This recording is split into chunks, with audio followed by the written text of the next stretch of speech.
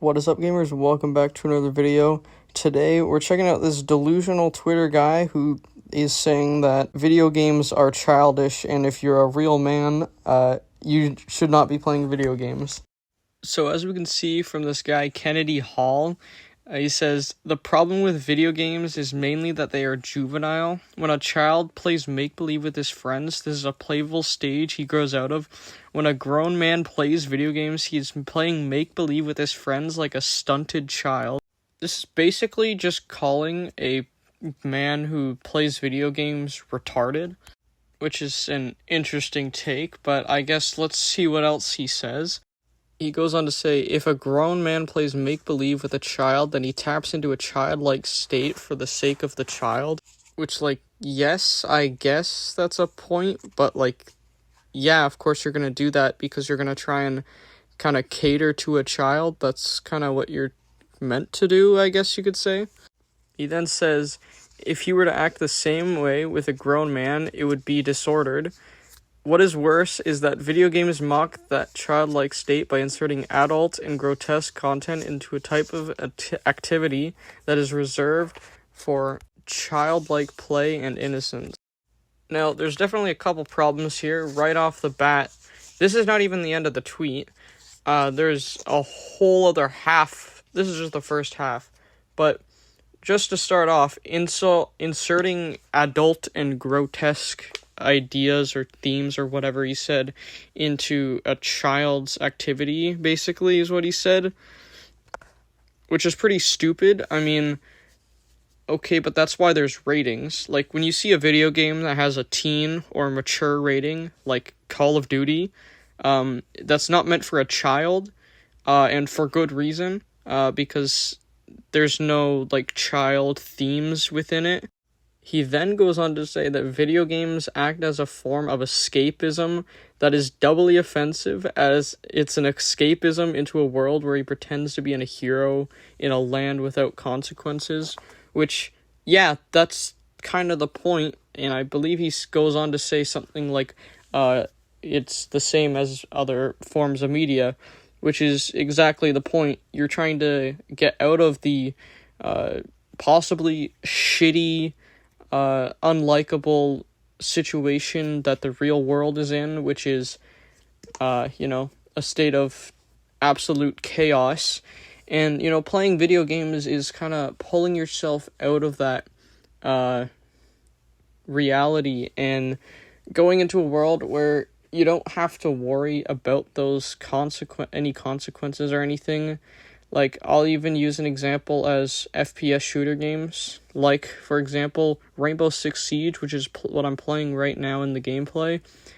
I'm just defending or attacking an objective and killing people with no real consequences, and, you're using strategy and whatnot, and it's a form of escapism, and it's also a form of problem solving, I would argue, for a lot of games, especially in FPS games, I would say, because you have to use strategy with your weapons and positioning, and that's not just some child's play, like he says here. If using strategy is not a child's play thing, because adults do that too. They use strategy, they use smart things, they're not just soulless fucking creatures that are made for jobs. Then he says, this differs from the enjoyment of other forms of art, like movies and books, where there's a clear separation between the recipient and created work, whereas video games and a man titillates his ego with a fantasy wherein he is the lord of his non-existent destiny. What is he even saying? Titillated? What? Why would you what is the purpose of using that?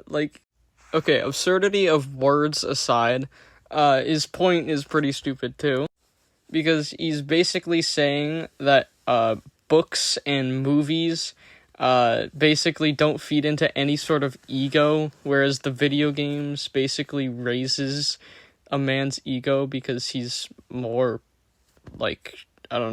related to it, I guess you could say, which is pretty stupid. especially for books, because, I'm not much of a book reader myself, but when I do read books, or when I have read books in the past, I usually put myself in the character's feet, like the character's shoes.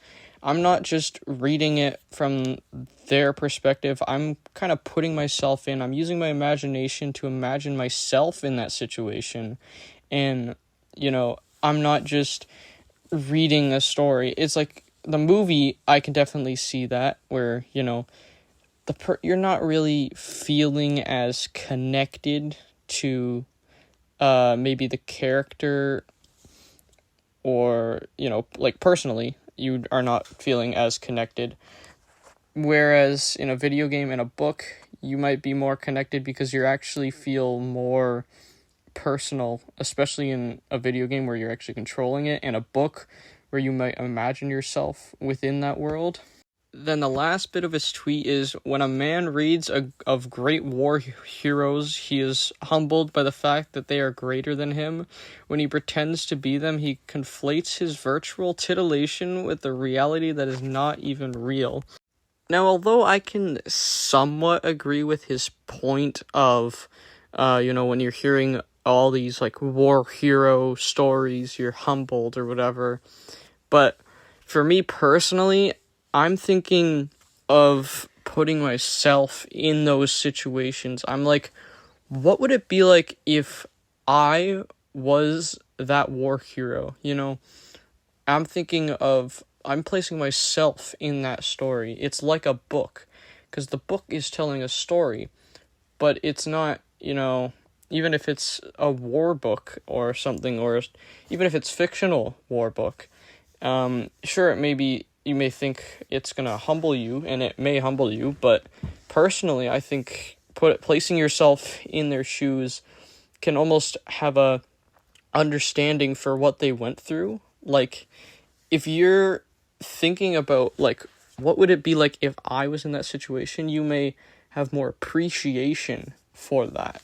Although, internet points and stuff doesn't really matter that much, but when his tweet has been viewed 600,000 times and has less than 300 likes on a tweet, that just goes to show how bad of a take your take is. Like, it's bad enough to be a Twitter Blue user, as you could see in the top of his tweet. Like, I can't imagine paying $8 for Twitter Premium. Like, that place is an absolute cesspool. But on top of that, it's on Twitter, where, let's be real, there's people who play video games.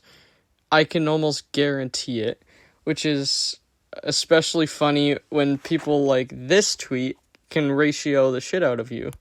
Now, just to reiterate my points before we leave our video off for today, video games are a beautiful thing, and calling them child's play is ridiculous.